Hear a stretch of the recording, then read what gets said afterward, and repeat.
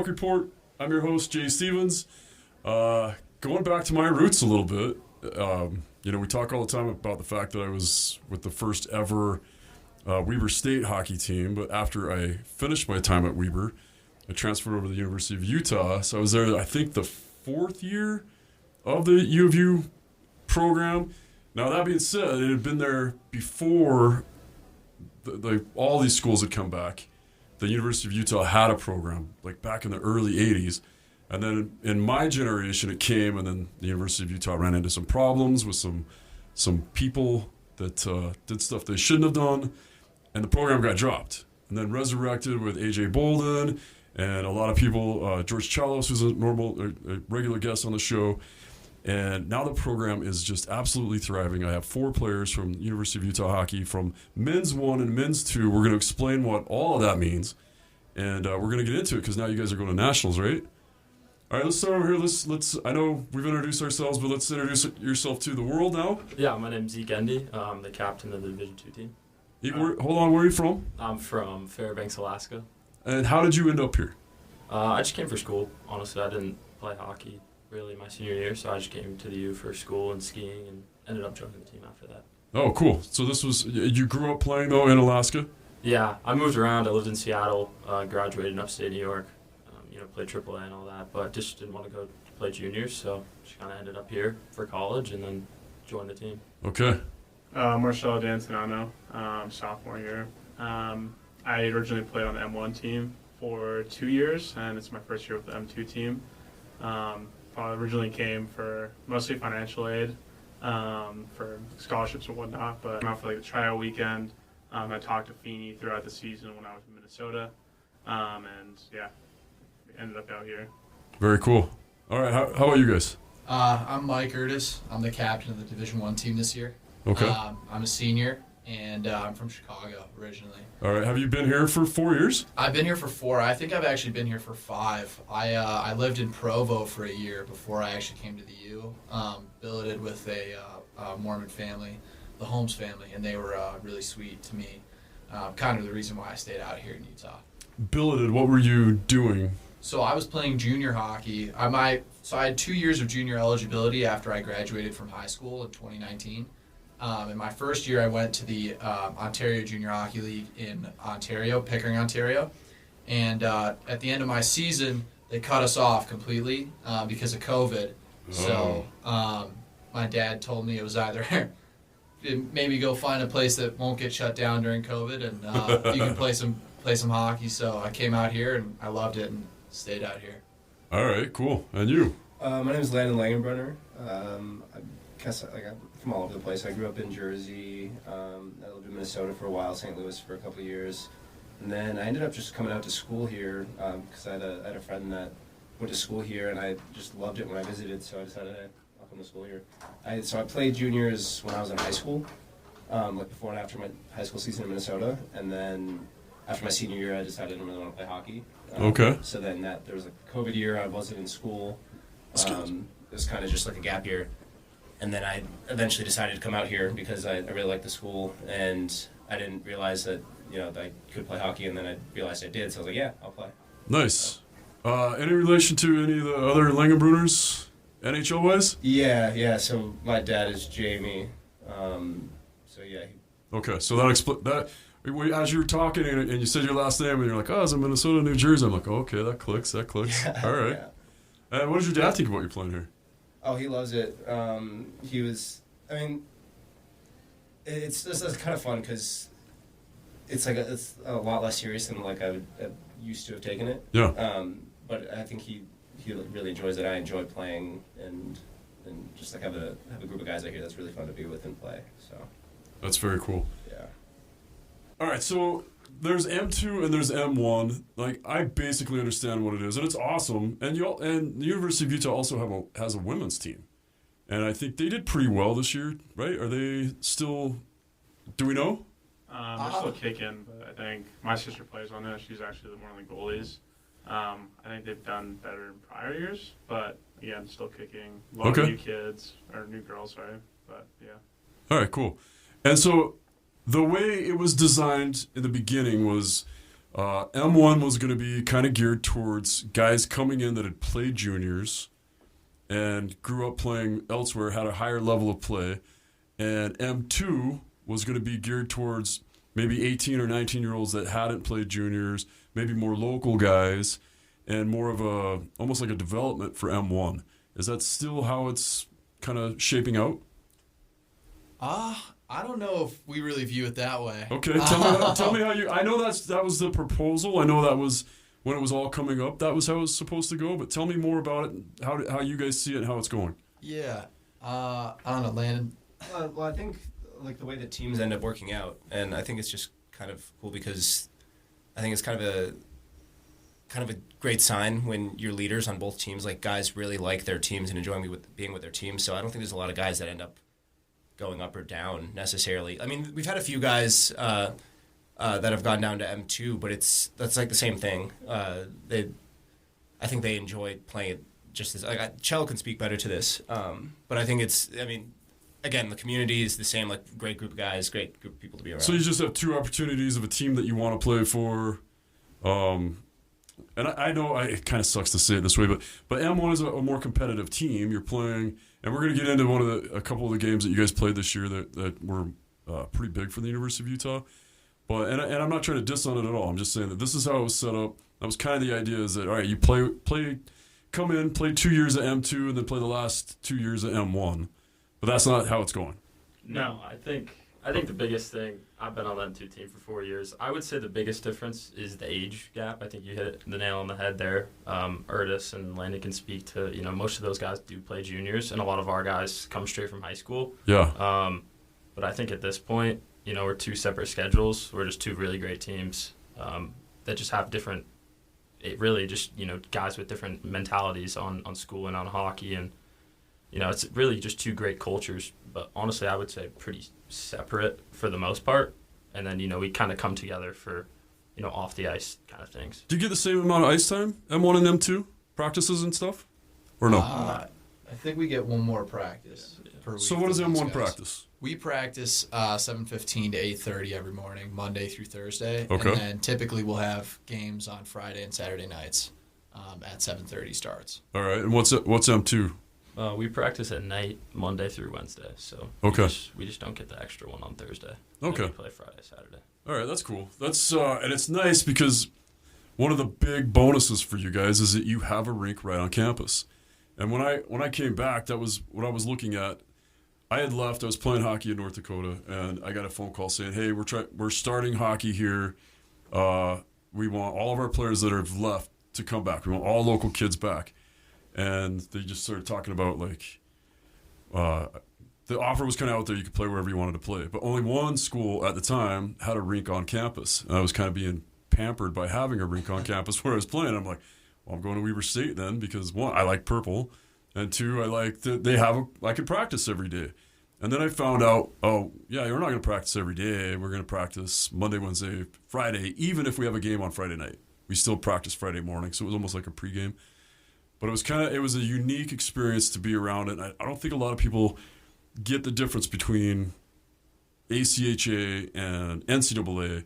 And this year, and it's happened in the past, but this year there was kind of a breaking down of the rules, right? We had an ACHA team beat the national champion, or the defending national champs, NCAA. And then you guys played that team. Yeah.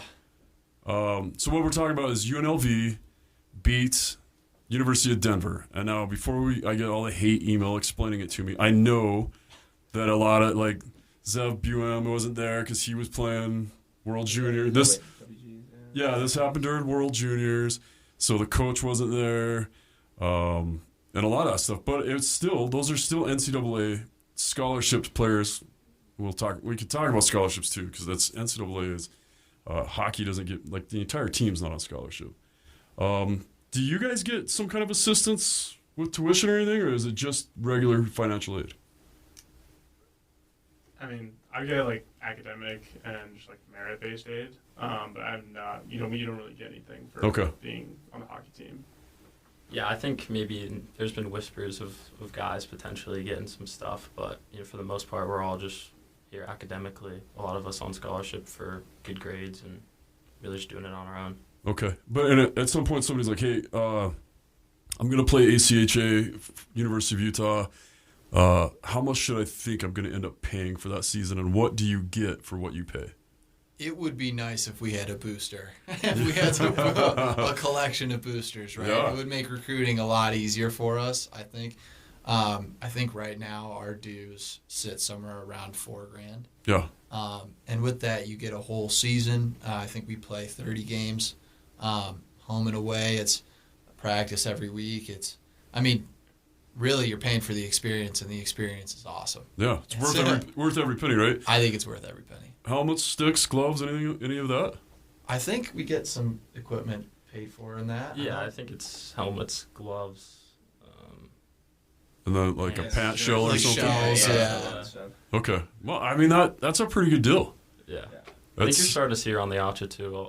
A lot of teams actually are starting to get to the point. I mean, we've got teams in our division M2 that guys are on scholarship. They are having all their gear paid for, and From some random booster? I think a lot of the religious schools are starting to, Liberties, U-Marys, schools like that, where hockey is a part of their, academic or their athletic department.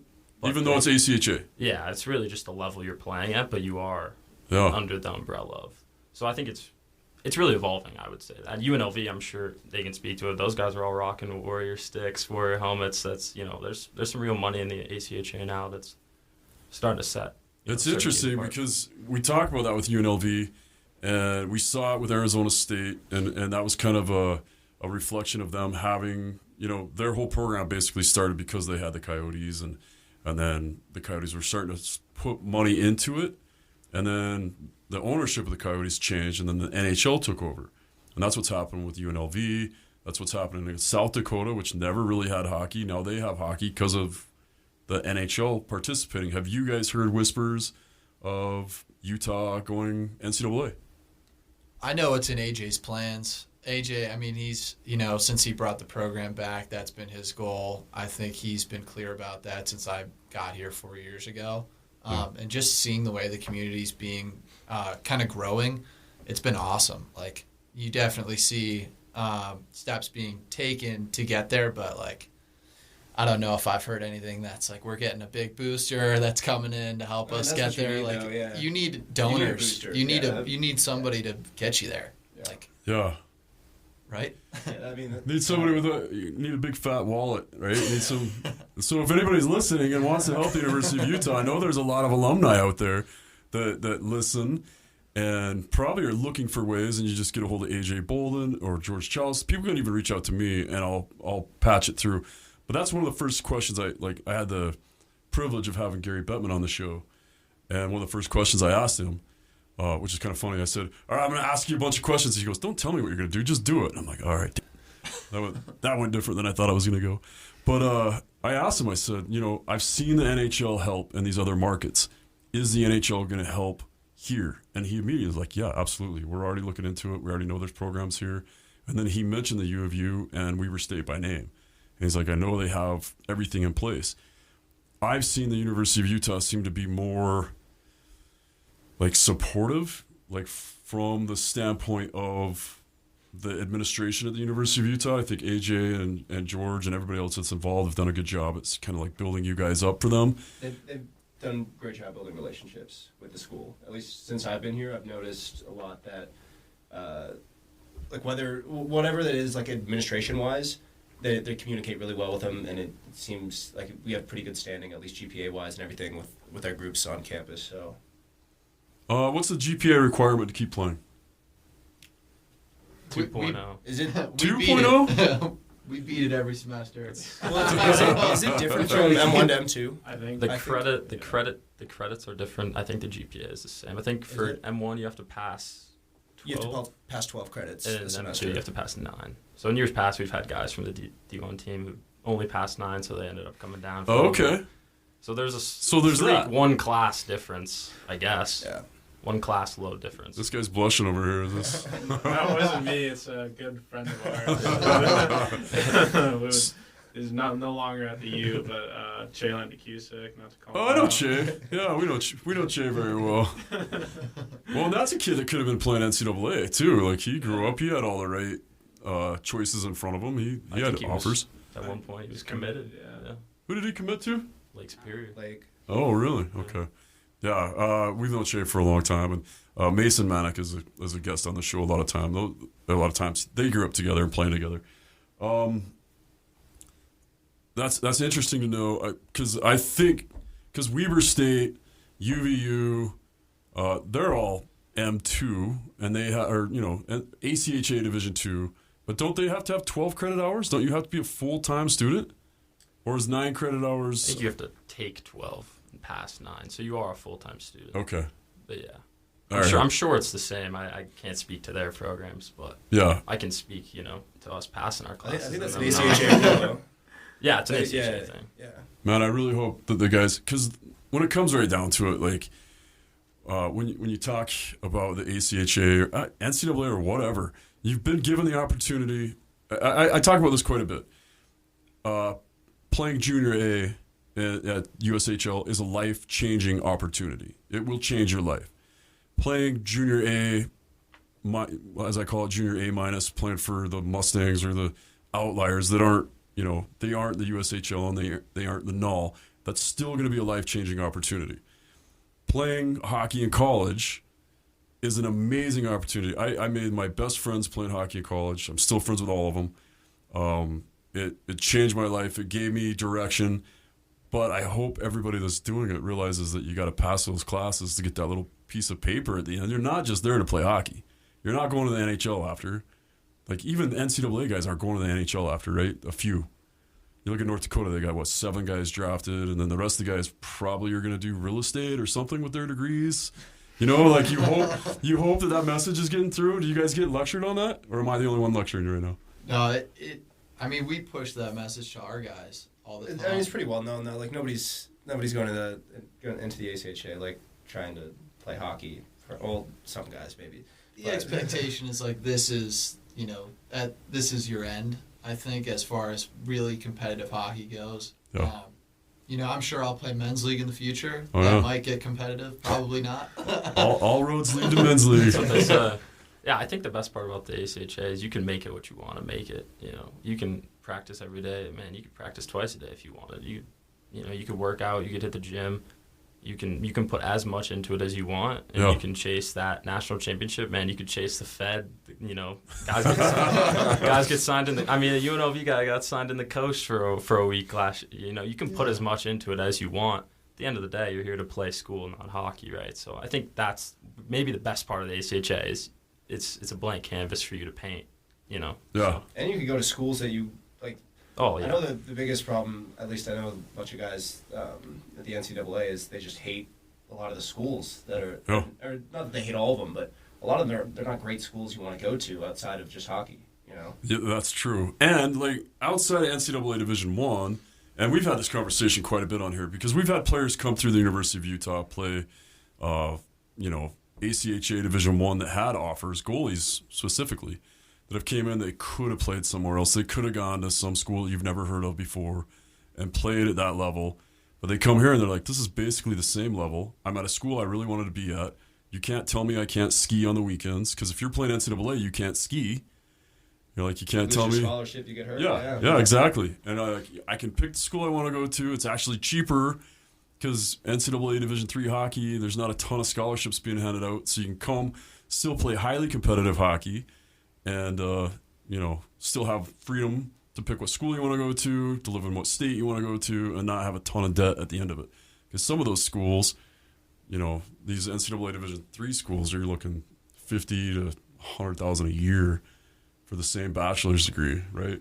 I mean, that really applies to me specifically because I was looking at D3s right out of my last year junior, and it was like the cost of schooling to stay in Utah was so much cheaper than going to any of the D3 schools I was looking What's at. the in-state tuition here? Oh, yeah. Because some states don't have it, right? No. Even in Illinois, the in-state tuition is like double what it is here in Utah. I mean, it was really a spectacular opportunity to come here and be a part of this program. So Also, the unique thing about us right now is like you can come and be a part of our program and also be part of a blossoming hockey community.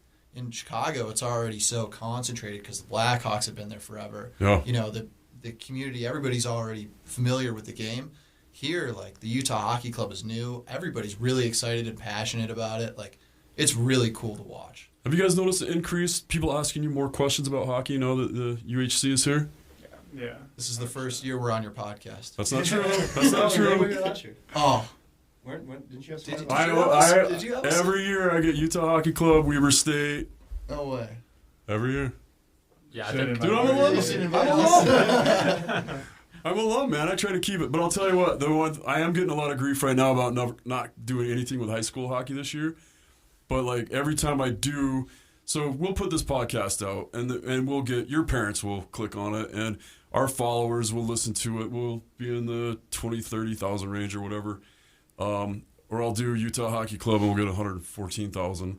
Or I'll do something high school related and I'll get like 600 people. I think one time we had 160 people. Like, we have to gear it a little bit towards what people actually want to listen to. But you guys are doing so much right now. I think that this is the opportunity to let people know, like, how awesome the University of Utah hockey program is, and how like, for what, $7 they can come. How much does it cost to get in one of your games? Less than, I think, $6. Yeah. $6. Every dollar a matters. movie's $13 right now, right? Yeah. Unless you go Tuesday at noon. Yeah. So let's talk about that. Let's talk about the success you guys have had this year. We'll get to M1. Let's talk M2 first. Talk to us about the season. Talk to us about some wins that you guys had just this last weekend, right? You guys had a big tournament this weekend? Yeah, it's been a great year. We started the program 4 years ago, so we've really been able to see the growth. And this year, I don't know the record, 25-5, something like that. Wow. I think we've won a lot of games and lost a few. So for the most part, it's been really good. We just got the auto bid to nationals yesterday, which, the only top two teams get, Montana State and us. And then last weekend, Shell can kind of speak to this. He was the star of the show. But Oh, really? conference tournament is our first year in a new conference, a lot tougher one. And So what conference is M2 in? so we play in the Mountain West, which is the Utah schools, Idaho, Montana schools, which is a hotbed for M2. So it's really competitive. And last year we were in the Pac-8, with basically the Pac-12 schools. Okay. Won that one. Probably wasn't the most competitive.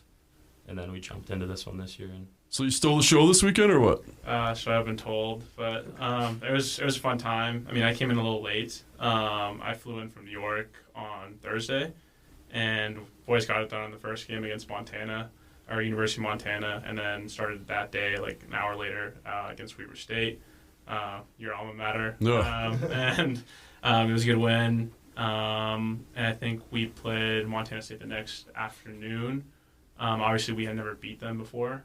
I don't know in prior years as well. So I think everyone was still excited, just given that the previous matchup went to overtime. So there was like a lot of emotions behind it, I would say. And obviously knew it was going to be a dog battle. Went to 1-0, got the shutout. How many saves? 40-something. Oh, Oh, 45 saves. 45 saves. 45 saves for a shutout? Ew. Nice, nice. That's number one and number two in the region. Those guys are, I don't know, those guys are 35-2 or something. Yeah. Cello took one off. Very cool. Yeah. Love to Shout hear it, out, man. Connor Beers as well. Yeah, huge. I think he gave us a crazy stat. He said that when he was in third grade, that goalie was in graduating high school. So Yeah, and that's one of the weird things about ACHA, right? We saw I teased Faubert at Weber State. I'm like, what was this your 11th or 12th season? Oh, Willie Faubert was there forever, and it was just weird because like you can go play juniors and then you can play ACHA and you can be 25, 26. Getting your degree. I remember the year I was with Weber, the first time one of our teams ever qualified for nationals. We went to Florida. We ended up playing Life College.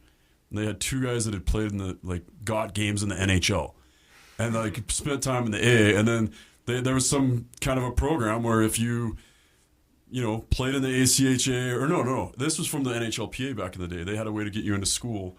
And they got him into chiropractic school. So these guys that didn't have really long careers, but were still better than all of us, and shouldn't have been playing against us, were just destroying us. So yeah, I went in thinking I was pretty neat, and got lit up by these guys that were just good at hockey, and we were, just starting. So it's fun, but you can end up playing guys that are a lot older than you. So now you go to nationals. Let's hold on. What gear do you wear? A little mix of everything, a little Frankenstein. I think I have Bauer pads, Bauer glove, Vaughn blocker, Bauer bucket. I don't know what else is underneath. It's pretty old. Okay. Everything from juniors. Not buying gear too much these days. So is it because you don't have the money or because you're one of the rare goalies that's not obsessed with your gear? I just don't want to spend the money. You don't want to spend the money. No. That's fair. Goalie gear is expensive. Yeah, For people that don't know, set of leg pads right now. it's like $2,000. Yeah. Or like $1,500. Everything all together like $2,300. Well, So it's an investment. yeah, and that's just leg pads and gloves. Are About goalie 2,300. skates as expensive as player skates? I think they've gotten it more. I haven't bought some in like 5 years, but I think they're like around $700, $800, and I'm assuming Mine I see were- some of the guys That's that are about custom skates like a grand Yeah. flat, and I'm like, all right, like I'm not doing Yeah, the that. custom Trues, I have custom Bowers that are $1,100, and it's ridiculous. And now you have the Connects or what? The new Bauer, they look like ski boots, Yeah, and they're $1,100 yeah, they're at the pro level. yeah. I think Winkleman's probably the best. He's gone through like 3 sets of pads.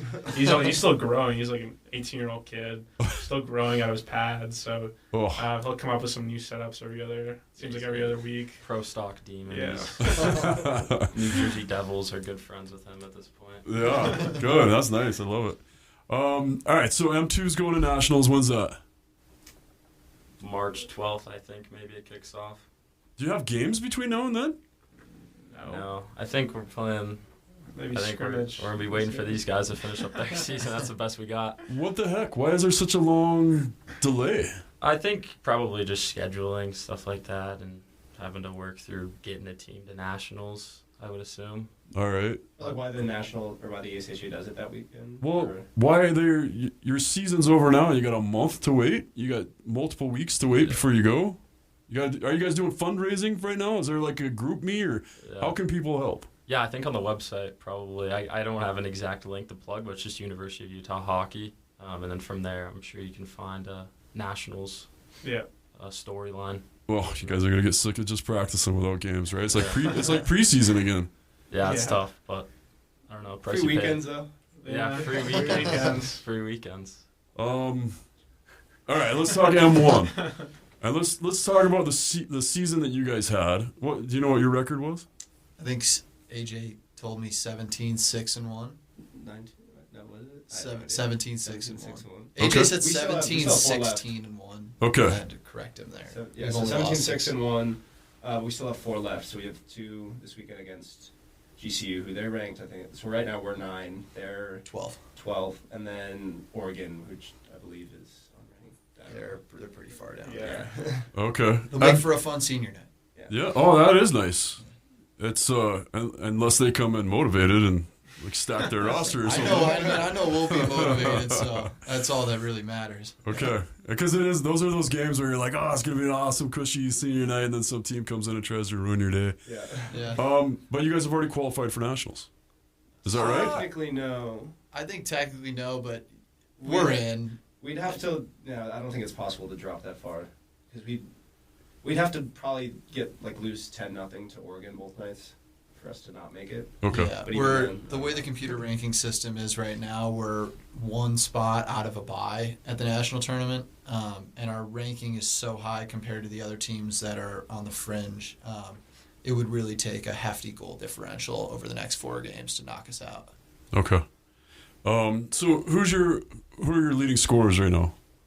Landon and Ethan, I think, lead our team right now. Ethan's got Landon by maybe 10. He's got me by 15 for sure. I honestly haven't looked at him. I have no idea. Yeah, but we were playing together most of the year, so I would expect it's pretty evenly distributed amongst us 3. Yeah. And then our top D pairing has played real well this season too. Matthew Delaney and Jake Lorella. Okay. And how about goaltending? Do we have any locals on M1? A couple, yeah. Jackson Letty, if you know him. Oh, no, Jackson. Jackson's a heck of a kid, and Cole Bisson as well. He's a local. Okay, good.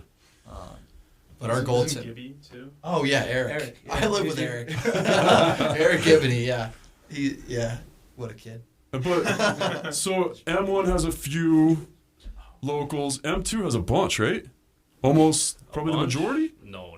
No? We've got maybe 3 or 4 guys left now. Braxton Porter, he's a oval guy. Jack Gubler. Other than that, I think we're all out-of-state guys.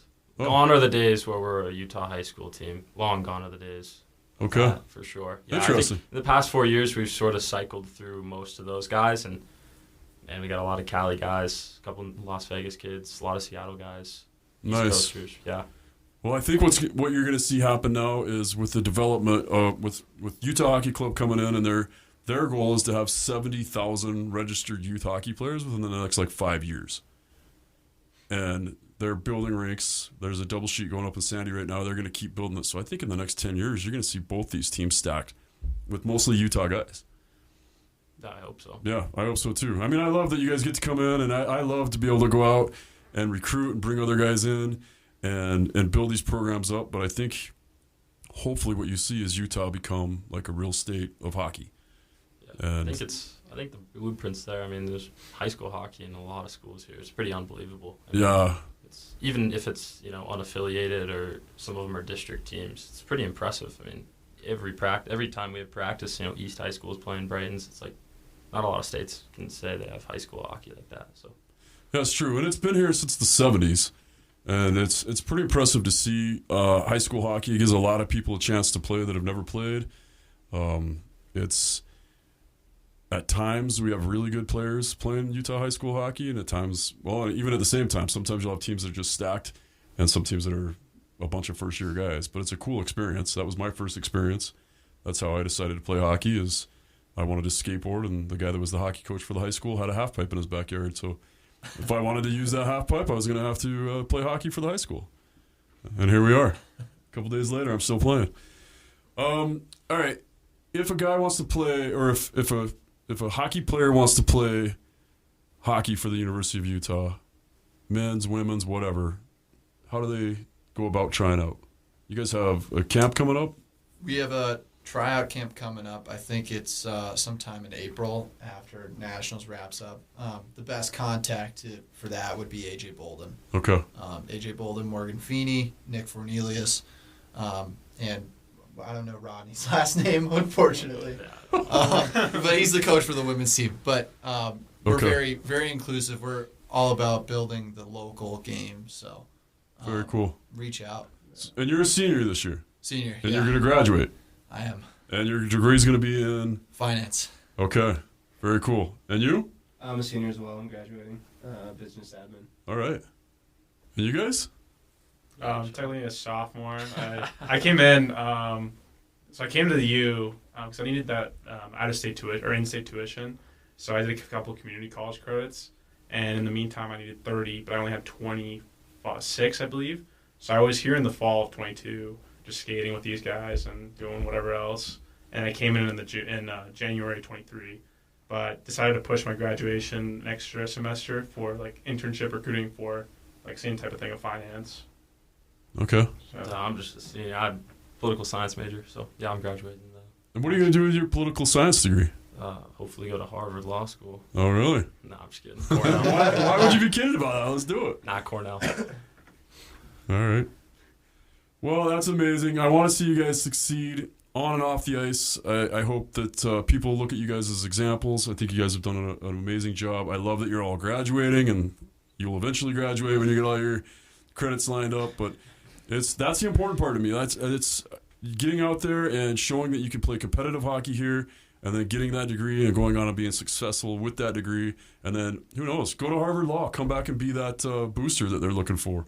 Make some money. Yeah, seriously. Granted, you can charge $1,000 an hour if you I want. think it cost Penn State $20 million to get the hockey team off the ground, so Yeah, we could find that somewhere. I know a guy. There's a lot of money. I know a guy. He was on this podcast, actually. Oh, yeah? Yeah, he brought an NHL team here. Yeah. We know the same guy then. That's the guy that I've been lobbying, and obviously he's done quite a bit for the market already, but, he could help. Yeah. There's a lot of guys like that could help. Yeah, You know, There's a lot of money in Utah. There is. That's especially what they're trying to get an MLB team now as well. Yeah. Or rumors. No, that's real. Yeah. That's really happening. It's not but that's not the Ryan Smith group. He doesn't want anything to do with baseball. He actually said that on the show. That's a different group. So it's Ryan Smith's doing his thing. The Miller group's doing their thing. Group, right? The Miller group's going out and trying to chase baseball. And Ryan Smith's just like, let them do that. I'll just focus on hockey, basketball, and soccer. Right? I think he owns everything else. Let them own baseball. But, all right, guys. Well, good luck at Nationals. Good luck with the rest of the season this year. Anything else you guys want to say before we get off the air? I'm good. Thank you. Go Thanks Utes. for having us. Yeah. All right, go Utes. All right, and that is the Utah Puck Report. Thanks for joining us for another episode of the Utah Puck Report. Please like and subscribe wherever you get your podcast. Rate us, leave us feedback, let us know what you want us to do better. Big thanks to our sponsors, Only Crowns. Love having a dentist sponsor for the hockey podcast. Check them out at onlycrowns.com. Thanks to KSL Sports, the Utah Hockey Club, Madison Miller, and Tegan Stevens for producing. And thanks to the American Hitmen for that awesome intro song. We'll see you next week.